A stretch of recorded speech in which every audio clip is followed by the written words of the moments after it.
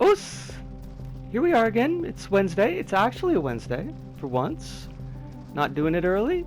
Didn't have a chance to do it early, but I kind of sometimes feel like I probably oughta. It's life is life, you know. It's the stuff. It's not the cool stuff where it's looks like frozen yogurt, but it's a living entity and it crawls into your body and hollows you out and turns you into like a puppet to get other people to eat more stuff. I'm not really sure the life cycle there, and also why it took so long to get out of the Arctic. Certainly, it could have gotten into like a polar bear or something. But anyways, it's life.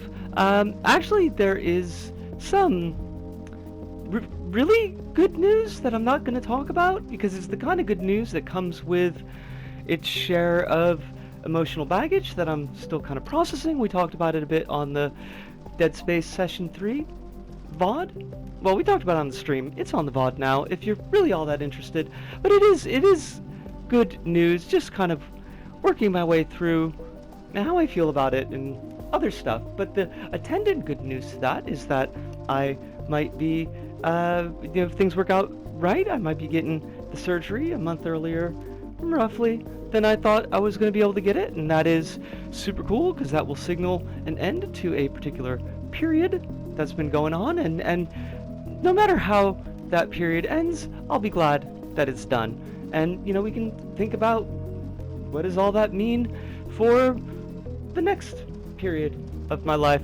Hopefully not nearly as stressful as the one previous, but, you know, we'll see how that goes. Otherwise, life is doing the life thing, and it's not bad. It's not bad. It is. We are in the midst of typhoon season, which on one hand is super cool. I love storms. We don't really get so much of the thunder and lightning with typhoons, although we sometimes do. I am once again, luckily placed far enough away from the actual coast that a lot of the really bad typhoon stuff that you would worry about, like the wind, we don't really get that where I am. Very similar to when I was in Osaka, whereas Osaka, the city, is on the coast, but Osaka, the city, is fucking huge, so you could be in the city and not necessarily need to be on the coast. It's kind of similar to that with where I am in Tokyo, so I can enjoy the pounding rain and, you know, the sometimes thunder and lightning without having to worry about, like, getting hit by a car that has been picked up and tossed around like a toy, which doesn't really happen that often here in Japan ever. I don't know. Do cars get picked up and thrown around? I don't think that'd be a pretty fucking mega typhoon. I don't think we get those ever. But on the other hand, it's like this is the first day that it's been kind of cool. It's still super fucking hot. Oh my god, like you can't. We're 1/3 of the way through September, and I still gotta have the AC on by like 8:30 in the morning because it is simply too fucking hot. But you know, because the storm's coming in and things have cooled down, but because the storm's coming in and it's the kind of storm that dumps like a ton of fucking rain, you can't be outside. So it's kind of that I'm happy it's cooler. I do love storms, but like I'm once again in my apartment doing video stuff, which I love, but like I do need to kind of get outside more often. I need hobbies. I need hobbies that are like away from a screen. I gotta go back to the river again. I think I mentioned that a couple streams ago. Went up to the river with my friend. We stood in the river. It was fantastic. It was honestly wonderful. And if I had been dressed differently, I might have actually gone swimming because it was deep enough to swim. It was deep enough that there were kids jumping off these pretty big boulders, like just in the middle of the fucking river, and just like you could dive without worrying about breaking your neck. So that's pretty fairly deep. Although these kids were jumping over top of other kids, and the lifeguard in me, which sounds like a porno title, but in fact although I never served as a lifeguard, I was trained as a lifeguard because it was a way to get away from the regular gym classes, and you would think, you know, you do have to change, and that was very, very uncomfortable.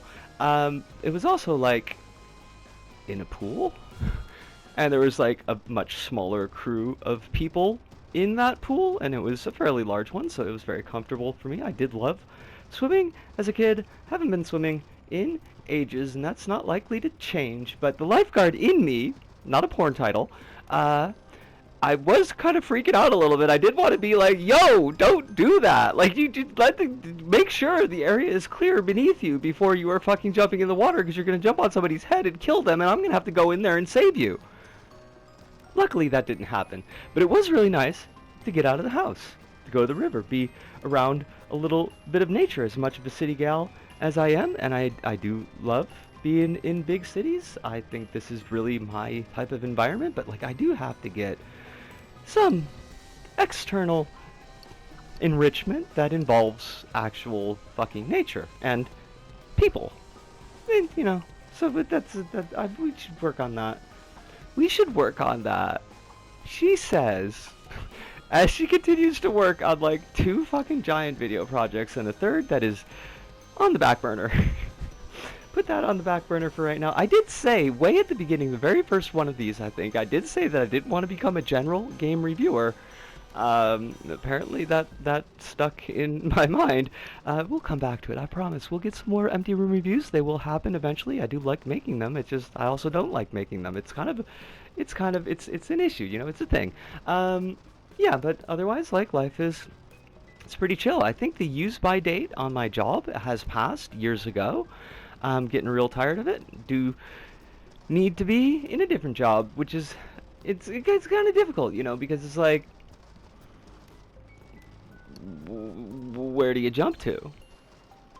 Like, when the only jobs that you've been able to find has been a retail job, and all retail jobs are relatively the same, and at least this company is technically, sorta, kind of trans supportive.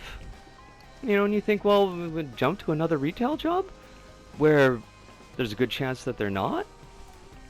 So you kind of set and you kind of stay, because where else are you gonna go? And that's something that we do need to we gotta figure out, because this shit's not working. I mean, I knew it wasn't working ages ago. I knew it wasn't working before I started these video diaries, but you know, talking about it out loud with y'all. And like, oh, it's just definitely not. I mean, things happen, and then you know that if you start telling the story, it'll be 30 minutes, and you're like, this week we're gonna get it to 10.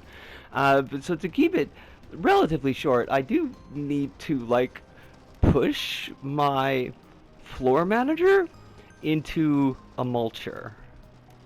I do need to do that. There's a certain style, like, I understand that folks don't like to deal with folks that are not native language speakers.